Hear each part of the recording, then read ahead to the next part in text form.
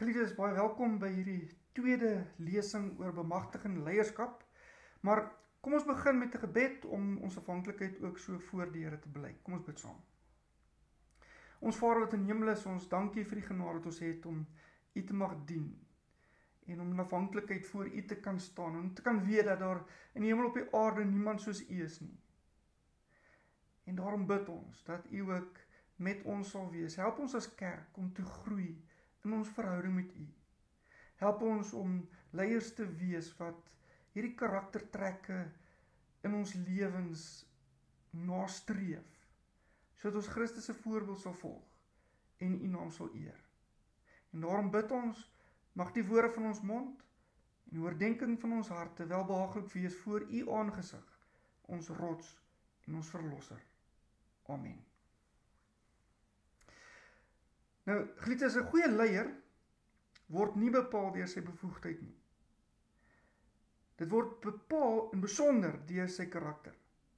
Jy mag dalk 'n goeie leier wees, maar as jou karakter nie ooreenstem met dit wat die Bybel vir ons voorhou as eienskappe van 'n goeie leier nie, dan gaan jy 'n leier wees wat mense manipuleer net om jou eie sin te kry, en dit bring ongetwyfeld, dit bring verdeeldheid en dit bring opstand by die navolgers.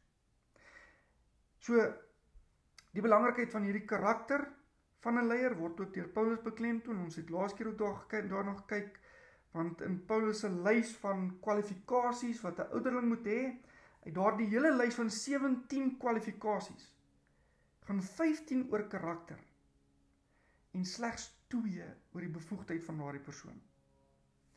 En dit stel ons nou voor die vraag, hoe lyk die karakter van 'n goeie leier? En in die vorige opname het ons na die eerste 3 karaktertrekke gekyk. Die eerste 3 was onderdanige vertroue, status met verantwoordelikheid en gesag met liefde.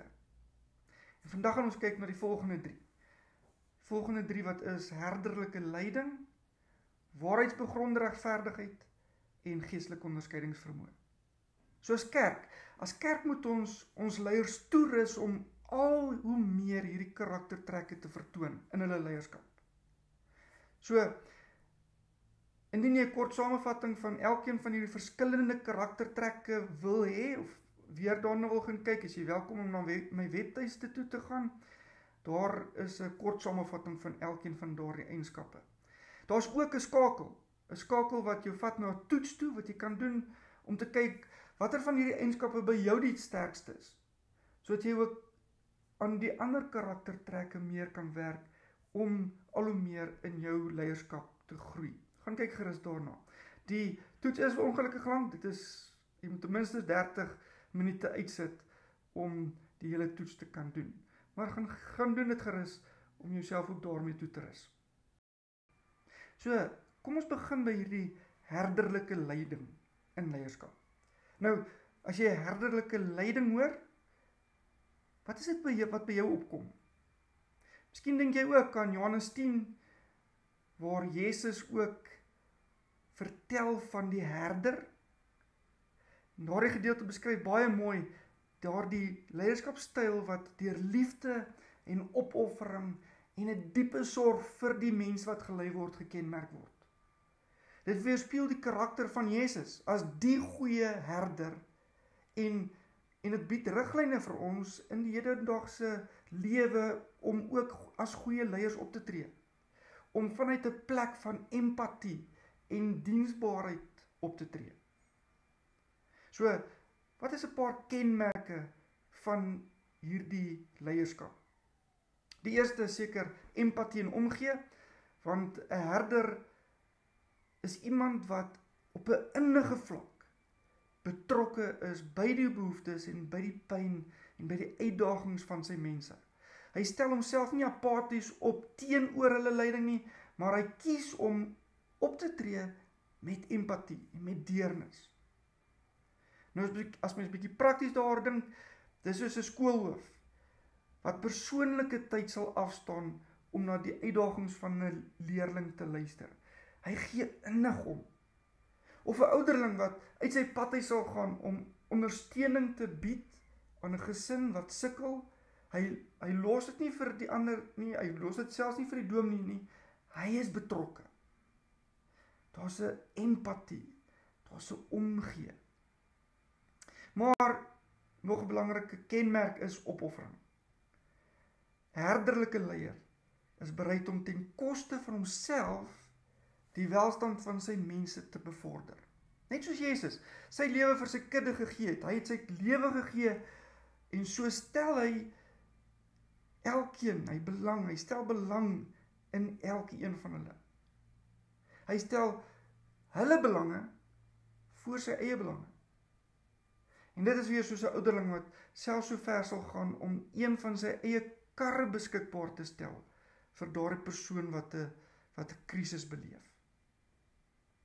En dan nog 'n kenmerk is daardie lankmoedigheid en genade wat by 'n herderlike leier is.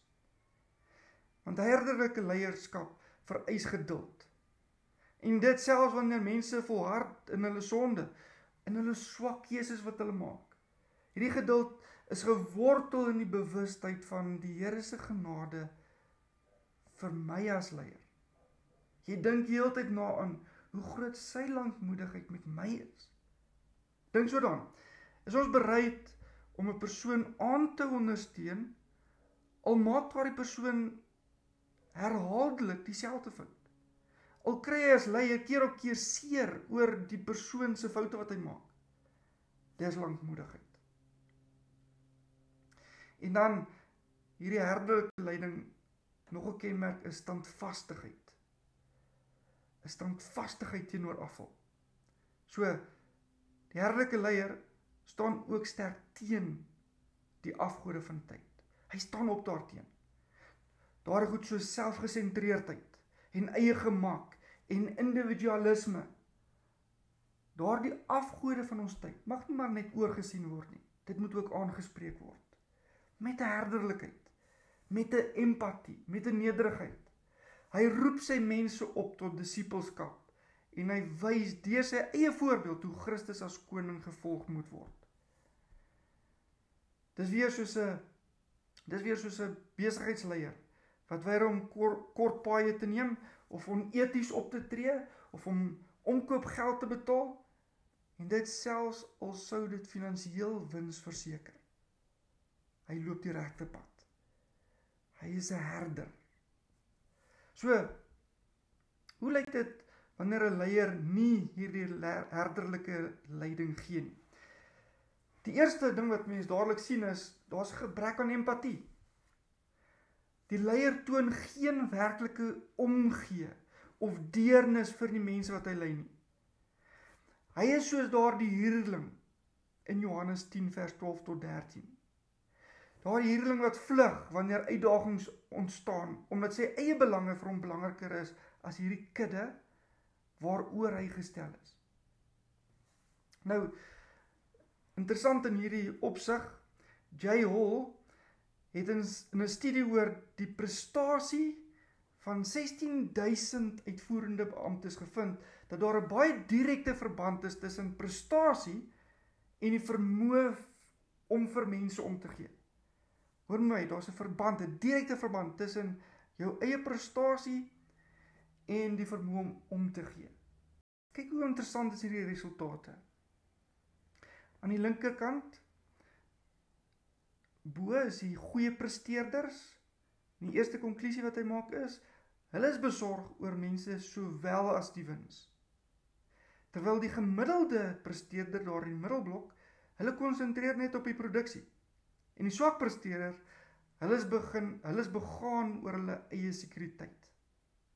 En dan die volgende ding wat hy aflei is, die goeie presteerder, hy is positief oor sy ondergeskiktes, terwyl die gemiddelde presteerder net fokus op sy eie status, en die swak presteerder, hy toon 'n onderliggende wantroue in sy ondergeskikte. Daar's 'n wantroue. En dan die goeie presteerder, hy vra ondergeskiktes se raad, terwyl die gemiddelde presteerder, hulle is traag om raad by ander ondergeskiktes te vra, en die swak presteerder, hulle vra glad nie raad nie. En dan die goeie presteerder, hulle luister goed, na die mense, terwyl die gemiddelde presteerder luister net na die meerderes, net die wat meer status en meer gesag het. En die swak presteerders, hulle vermy kommunikasie en maak net staat op die beleidsbeginsels. So, gebrek aan empatie is een van die eienskappe van 'n persoon of 'n leier wat nie hierdie herderlike leiding toon nie. Nog iets wat iemand het wat nie herderlike leiding het nie is, hulle is selfgesentreerd.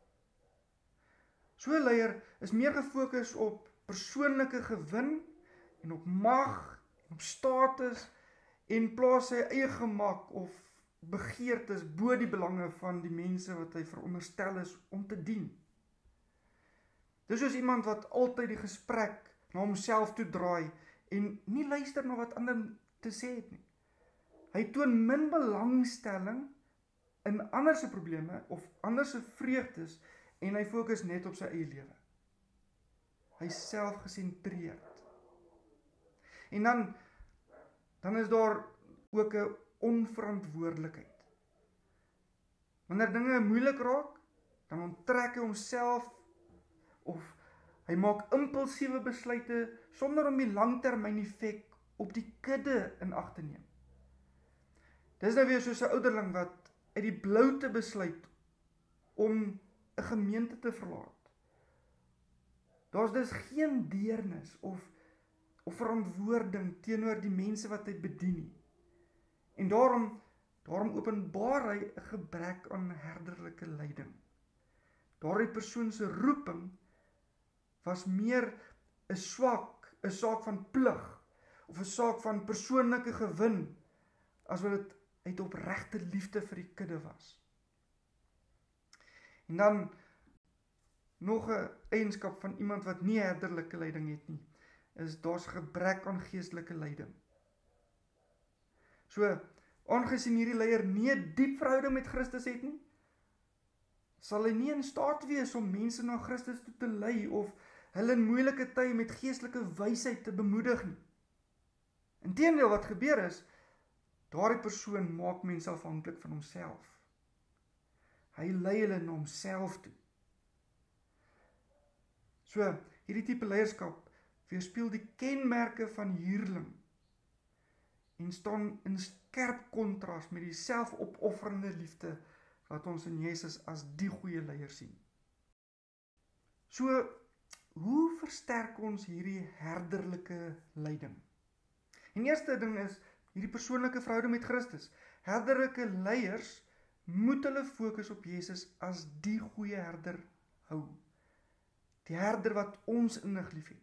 Dis daardie liefde van ons herder wat ons die moed gee om nie in die sonde te bly lê nie, maar om op te staan en ons lewe opnuut aan hom te wy. Dis daardie liefde wat al die seer in my, al daardie pyn in my genees. Ek behoort aan hierdie goeie herder. Niks kan ons van sy liefde skei nie. En hoe meer ons hierdie liefde verstaan en die diepte van hierdie liefde leer ken, hoe meer sal hierdie liefde van Jesus 'n energie wees wat ons aanspoor om mense met empatie te lei. Dis hoekom ons nie bereid sal wees om iemand om te koop nie, want Jesus se liefde is vir my genoeg. Ek kan alles verloor en steeds kan ek skatryk wees, want ek weet wie ek in Christus is. So prakties beteken dit dat ek gereeld tyd in gebed en Bybelstudie moet spandeer. Dis hoe ek as leier geleer word om Christus se karakter te volg. Maar nog iets wat ons kan doen is mentorskap. Om ander te mentor en op te lei is 'n sleutelkomponent. Deur disippelskap en doelgerigte opleiding kan nuwe leiers ook hierdie benadering internaliseer. So, 'n predikant wat saam met ouderlinge huisbesoek doen, is 'n goeie praktiese manier om hulle te help en hulle te leer hoe om herderlike leiers te wees. En dan moet ons ook dienende leierskap wees. Herderlike leiers gaan oor diens en nie oor heers nie. Dit beteken om mense met liefde en met deernis te lei, eerder as met autoriteit en met 'n autokratiese manier van doen. 'n Herderlike leier loop voor en dan met nederigheid en met liefde en met geduld. Dis soos 'n burgemeester wat aktief betrokke raak by 'n gemeenskapsprojek, eerder as om slegs besluite van agter 'n lesenaar te neem. Jy raak betrokke. Jy gaan na die mense toe en jy lei en jy help en jy het empatie. So, dit is die herderlike leierskap. Volgende is die waarheidsbegronde regverdigheid in leierskap. Nou, as jy waarheidsbegrondheid in regverdigheid, waarheidsbegronde regverdigheid hoor, wat hoor jy? Dis net soos die naam sê. En hierdie leierskap is geanker in God se waarheid oor my regverdigheid. En wat interessant is die Griekse woord wat vertaal is met regverdige, die kaios. Daardie woord verwys na iemand wat in die regte verhouding met iemand anders geplaas word. So met ander woorde, die verhouding was gebreek, maar dis reggemaak. Hierdie regverdigmaking is 'n diep behoefte in elkeen van ons, want ons gewete kla ons aan. Ons gewete herinner ons elke dag daaraan, dat ons nie waardig is om naby God te kom nie. So, waarheidsbegronde regverdigheid leef vanuit daardie heerlike wete dat ons in ons verhouding met God deur Christus regverdig gemaak is. En daarom kan ek nou leef met integriteit. Ek kan leef met 'n regverdigheid. Ek kan leef met eerlikheid. So, hierdie leiers leef vanuit die kernwaarheid. Hoor mooi, dis 'n waarheidsbegronde regverdigheid. Wat is die kernwaarheid? Die kernwaarheid is sonde maak my swakker as wat ek dink ek is. Maar in Christus is ek meer geliefd en meer aanvaar as wat ek ooit kan verdien. En dis hoe ek regverdig gemaak is. My regverdigheid kom slegs deur Christus en nie deur iets wat ek doen nie. So, hierdie waarheidsbegronde regverdigheid, dit bevry ons van voorgee en van leuns. En daarom leef ek met hierdie integriteit. So, daar's nie leuns nie. Byvoorbeeld hierdie voorbeeld. Dink byvoorbeeld as iemand jou bel en vir jou vra of jy al sy dokumente opgestel het. Wat doen jy instinktief? Is dit instinktief dat jy sê, al weet jy dit nog nie eens begin nie, sê jy, ja nee, ek is reeds besig daarmee, terwyl jy glad nie eens daarby uitgekom het nie. Hoekom jok ons in daardie moment? Ons jok wat diep in ons soek ons na hierdie goedkeuring. Ons wil nie mense teleurstel nie. Ons verstaan nie dat ons regverdigheid gegrond is in Christus en nie in dit wat mense van my dink nie. So, waarheidsbegronde regverdigheid maak dat ek nie voor hoef te gee nie. Dat ek nie leuns hoef te vertel nie. Maar dat ek vashou aan dit wat ek in Christus is. So, kom ons dink aan 'n paar kenmerke van waarheidsbegronde regverdigheid. Die eerste is, daar's 'n eerlikheid oor jou foute. Omdat ons weet dat ons regverdigheid deur Christus bepaal word. Daarom ontvang ons hierdie nederigheid om ons foute te erken en om eerlik te wees oor ons tekortkominge. Ons hoef nie meer met alle mag te probeer om my mislukkings weg te steek of om myself oor alles te regverdig nie. Maar ek beskou dit as 'n geleentheid vir groei en om uit my foute te leer. So, hierdie eerlikheid versterk my integriteit. En dit wek 'n vertroue by die navolgers, want hulle voel gemaklik genoeg in ons teenwoordigheid om ook hulle foute met ons te deel. En om dit aan te spreek en om dit reg te stel. So, daar's 'n eerlikheid oor foute. Maar nog 'n kenmerk is integriteit. Integriteit is die grondslag van hierdie waarheidsbegronde regverdigheid, want jy leef nou vanuit hierdie waarheid oor jou regverdigheid, nie uit die onsekerheid van wat gaan mense dink en hoe kan ek hulle beïndruk nie. En die gevolg is dat so 'n leier se lewe gekenmerk word deur integriteit. Sy woorde en sy dade bly dieselfde ongeag die omstandighede of die mense wat voor hom staan. Of hy alleen is en of hy in die publiek is. Sy waardes en sy gedrag bly in lyn met sy oortuigings. So, daar's 'n diep gegronde integriteit. Maar nog 'n kenmerk is, hy hanteer almal met respek. Waarheidsbegronde regverdigheid stel jou in staat om almal met gelyke respek en deernis te behandel, ongeag hulle status, ongeag hulle agtergrond of die persoonlike voordeel wat jy uit daai persoon of uit daai verhouding kan kry. Jy hanteer almal met respek, want jy weet dat ons in die eerste plek staan voor die Here. En daarom is dit belangrik dat ons almal met respek moet hanteer.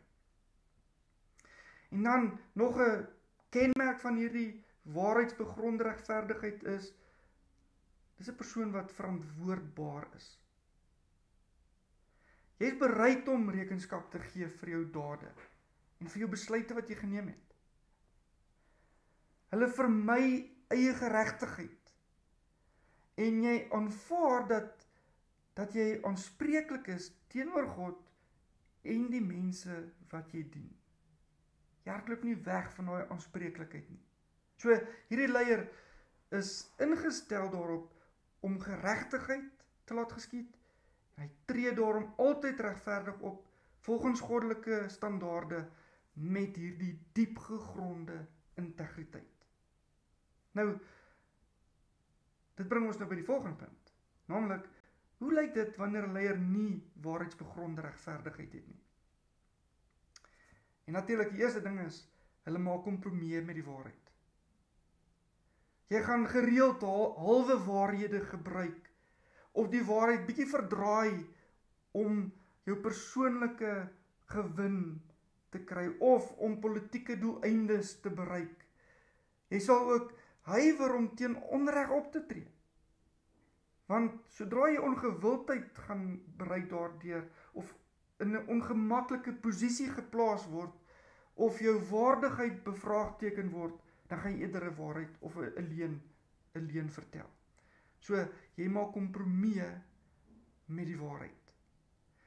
Nog 'n kenmerk van hierdie gebrek aan waarheidsbegronde regverdigheid is, daar's 'n onregverdige besluitneming. Besluite sal gebaseer wees op jou eie voorkeurbehandeling, of op partydigheid, of op selfs op jou eie belang. Jou eie belang gaan altyd voorop wees, eerder as regverdigheid. So, hierdie manier van doen skep 'n verdeeldheid en dit skep 'n wantroue by die mense wat jy lei. Nog 'n kenmerk is, daar's 'n gebrek aan integriteit. So, as leier, pas jy aan by die mense wat voor jou staan en by dit wat vir hulle die meeste voordelig is of aanvaarbaar is, in plaas daarvan om by die waarheid te bly. Hy sê hy is getrou aan die waarheid, maar sy optrede weerspreek dit altyd. En hierdie gebrek aan integriteit lei tot 'n verlies aan geloofwaardigheid. Dit lei tot 'n verlies aan respek by die mense wat jou volg. Die mense rondom die leier voel onveilig en onseker. Byvoorbeeld, as jy gereeld kinderpraatjies praat, gereeld oor ander mense skinder? Hoe gaan mense jou vertrou? As jy dit met ander doen, en jy doen dit voor my, dan gaan ek mos dink dat jy dit met my ook gaan doen. So, agter my rug, gaan jy ook oor my skinder. So, daar's 'n gebrek aan integriteit. En dit veroorsaak hierdie onsekerheid, dit veroorsaak hierdie wantroue. Maar nog 'n kenmerk van iemand wat 'n gebrek aan hierdie waarheidsbegronde regverdigheid het, is hy versuim om rekenskap te gee. So 'n leier is nie bereid om aanspreeklik te wees vir sy foute nie. En daarom sal hy sal die geneigtheid hê om altyd ander te blameer of om verskonings te maak vir sy gedrag deur leuns te vertel. Daar's 'n gebrek aan nederigheid. Daar's 'n gebrek aan bereidwilligheid om te wil leer. En daarom die versuim om rekenskap te gee. En 'n laaste eienskap van so 'n persoon wat nie of 'n gebrek aan waarheidsbegronde regverdigheid het, is daar's 'n diep onsekerheid in so 'n persoon. Hulle is nog nie stewig gevestig in hierdie waarheid van hulle verlossing in Christus nie. Hulle het voortdurend die behoefte om hulle eie waardigheid te wil bewys. En die gevolg is dat hulle 'n valse beeld van volmaaktheid of probeer nastreef en probeer uitstraal. En daarom kan hulle nie eerlik wees nie.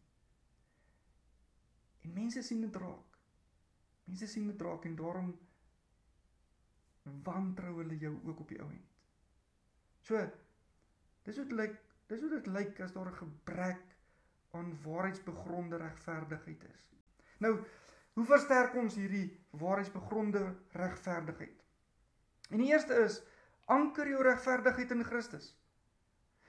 'n Leier wat sy waardigheid in Christus se verlossing vind, leef vanuit hierdie diep oortuiging dat hy alleen uit genade regverdig gemaak is. En hierdie leier weet dat sy waarde nie bepaal word deur prestasies en posisies of die opinie van mense nie, maar sy waardigheid word bepaal deur daardie onwrikbare liefde en genade wat ons in die verlossing van Christus kry. Dis hierdie verlossing wat 'n leier die nodige vrymoedigheid gee om met nederigheid, met deernis ander te lei. En nog iets wat ons kan doen om hierdie waarheidsbegronde regverdigheid te versterk is, leef bewustelik met integriteit. Indien ek vir jou sê dat iemand vir jou die volgende jaar oral saam met jou sal gaan om 'n video te maak van alles wat jy doen, en dan gaan dit op die internet geplaas word. Hoe sal jy jou lewe anders leef? Jy gaan tog baie meer versigtig wees wat jy sê, want daar kan teruggegaan word om die beloftes wat jy gemaak het na te speur. Of miskien sal jy jouself dan moet inspann om mooier te praat met jou eggenoot en met jou kinders, sodat mense nie sien wat by die huis aangaan. En die punt is dat ons almal 2 keer sal dink voor ons praat en voor ons doen. Nou veel te meer moet ons as gelowiges nie 2 keer dink voor ons praat en voor ons doen nie, want ons weet dat die God van liefde en regverdigheid en van waarheid en van heiligheid elke oomblik van die dag by ons is. Ons leef tog voor hom. Voor hom wat tot die dood toe getrou was aan ons. Voor hom wat ons letterlik met sy lewe beskerm. Dis sy getrouheid aan ons wat gemaak het dat ons kinders van God genoem kan word. En in die mate wat ons hierdie waarheid verstaan, in die mate wat ons gedagtes daarmee volmaak, sal ons integriteit al hoe meer in ons lewens openbaar. Want ons leef vir hom met daardie integriteit. Dan wees ook in nederigheid 'n nederige dienskneg.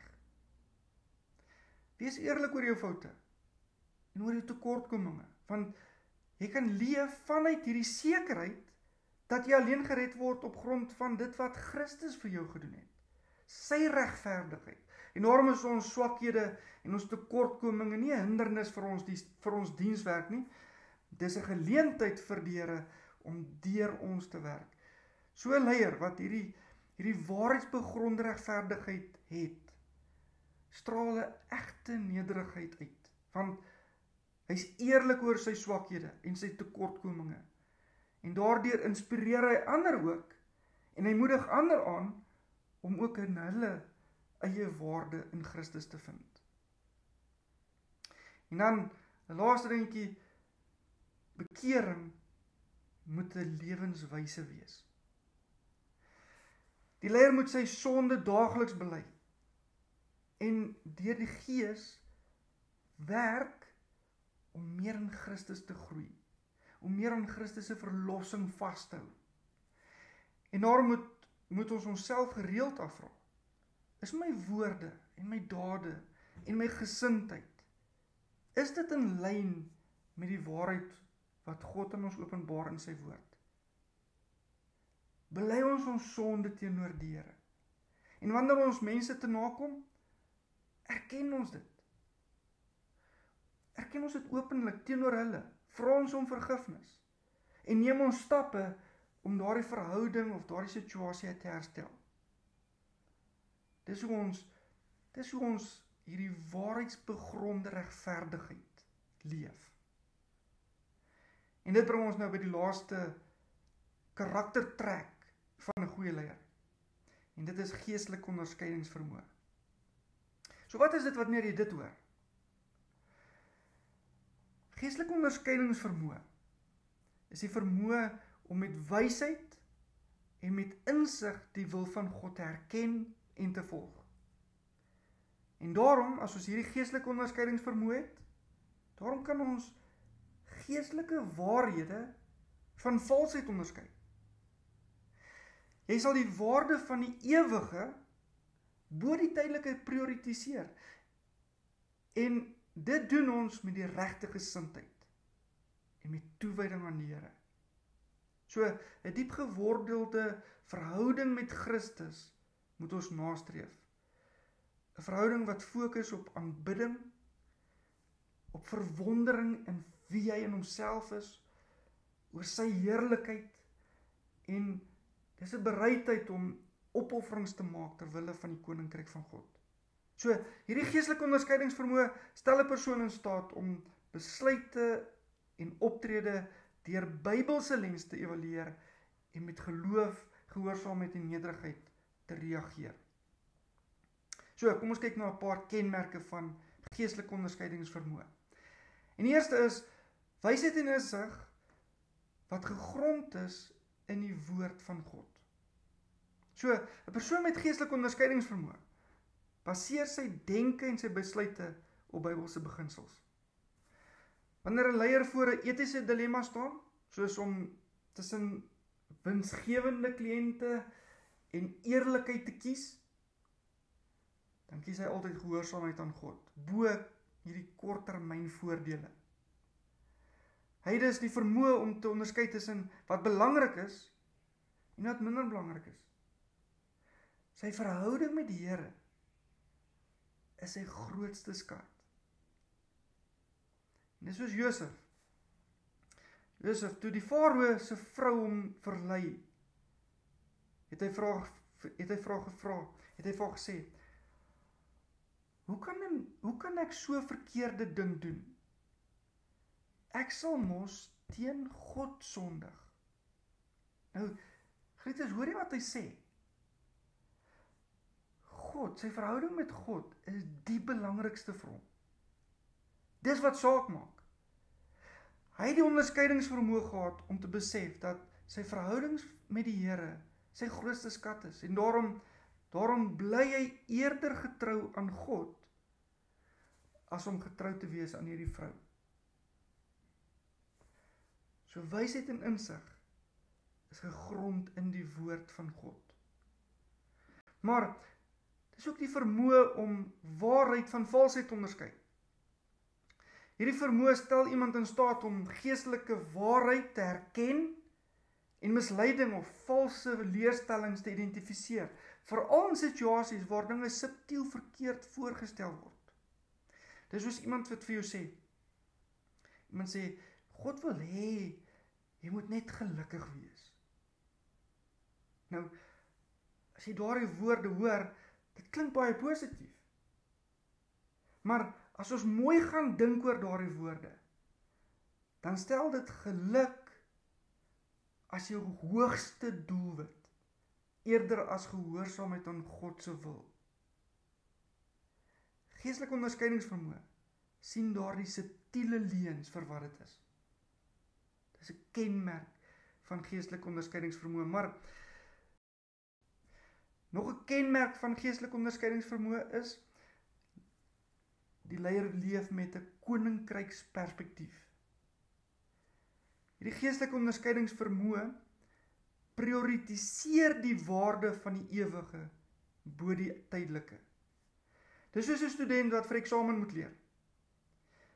Hy raak so vasgevang in al die klein goedjies. Goedjies soos om notas kleurvol en perfek te maak, of om sy studeerkamer netjies te hou. En die gevolg is, hy verloor perspektief en hy slaag op die einde nie in die doel om die eksamen deur te kom nie. Nou, geestelike onderskeidingsvermoë help ons om fokus te behou. Ons moet meer bekommerd wees oor God se koninkryk en sy wil as oor aardse sukses en aardse besittings. En 'n laaste kenmerk van hierdie geestelike onderskeidingsvermoë is 'n lewe van aanbidding en verwondering oor God. Geestelike onderskeidingsvermoë help ons om in bewondering te staan voor die Skepper en nie voor die skepsel nie. Geestelike onderskeidingsvermoë het 'n diepe bewondering en 'n eerbied vir wie God in homself is. En hierdie verwondering word sigbaar in 'n hart wat voortdurend met dankbaarheid, met vreugde gevul is oor God se heerlikheid en genade. Nou, hoe lyk dit wanneer 'n leier nie hierdie geestelike onderskeidingsvermoë het nie? En die eerste belangrike ding is, daar's 'n selfgesentreerdheid. So 'n leier fokus eerder op persoonlike belange en sy eie ambisies, as op God se wil, of dit die beste is vir die groep. Hulle prioriteite word bepaal deur aardse sukses en erkenning van mense. So daar's 'n diep selfgesentreerdheid by so 'n persoon. Maar nog 'n kenmerk van iemand wat dit nie het nie is 'n gebrek aan wysheid en insig.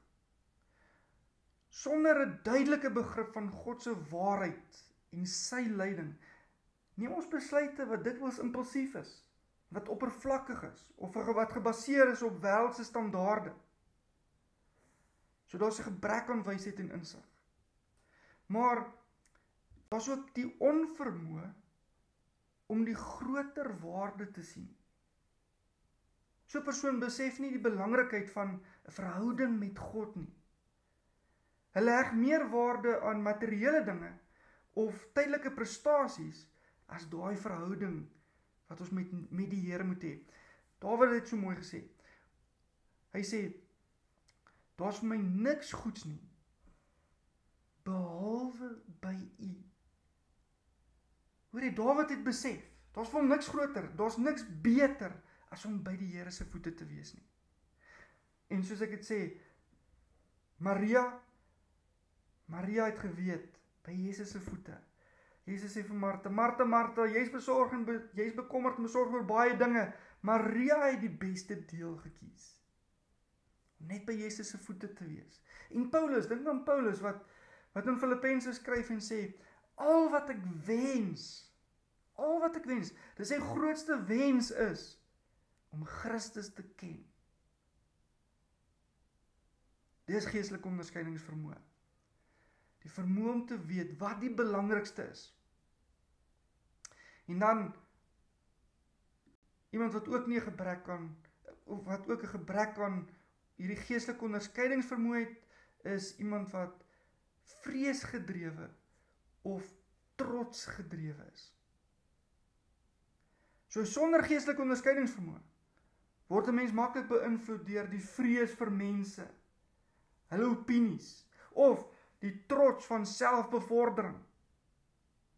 So kortom, 'n leier sonder geestelike onderskeidingsvermoë sal swaar kry om daardie dieper geestelike werklikhede raak te sien. En hulle optrede sal baie meer aards as ewige waarde weerspieël. Nou, hoe word geestelike onderskeidingsvermoë versterk? Christus moet 'n sentrale rol speel in die groei van geestelike onderskeidingsvermoë. En daarom, waar ons moet begin, is by die woord van die Here. Christus openbaar homself deur die woord. Dit leer ons in Johannes 1. Die Bybel is 'n lamp vir ons voet, 'n lig op ons pad. So, wat leiers help om waarheid van misleiding te onderskei, is deur die woord te ken. Deur gereelde Bybelstudie kry ons die wysheid en die insig wat ons nodig het vir onderskeiding. Dis soos Psalm 1 ook sê.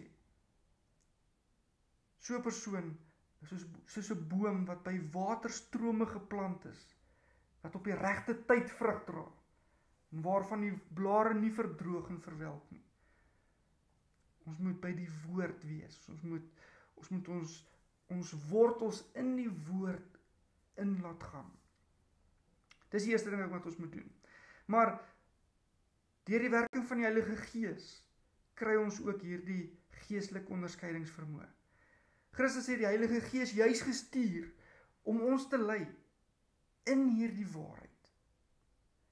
So die Gees openbaar Christus se wil en sy grootheid en sy wysheid en sy verlossing aan ons, wat ons as leiers help om hierdie diep geestelike waarhede te verstaan en prakties te kan toepas. So ons moet bidend vra ook dat die Heilige Gees in ons sal werk. En dan natuurlik ook deur 'n gemeenskap met ander gelowiges. Hierdie gemeenskap met gelowiges kan nie genoeg beklemtoon word nie. En die woord sê dit ook. Christus werk deur die liggaam van gelowiges, wat die kerk is. Leiers kan geestelike onderskeidingsvermoë ontwikkel deur raad en mentorskap van ander gelowiges en deur saam te groei in die geloof.